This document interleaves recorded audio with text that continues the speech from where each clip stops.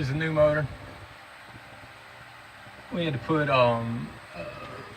extra washers behind the original bolts. I don't know, whatever. I'm not gonna go through all the detail of how. There's another bolt up under there. Big rubber insulator thing. There's a rubber weather strip that goes across this cowl. I didn't put it back. I'm gonna put it back with some sheet metal screws. There's a screw there, one over there, one down there, a couple up in the top. This isn't a restoration project. It's a company. It's a beater Weld truck. It'll be a rat Weld truck.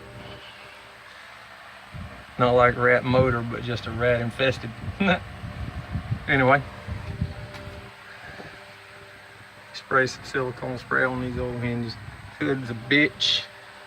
You have to take the hood off. Noticed a couple of other little flaws. There's a nice patch on the fan shroud. There's a hot wire going through the chassis. I gotta change that. Do something with this breather. This old truck. That's what they do. New wiper motors in. Wait for something else to break.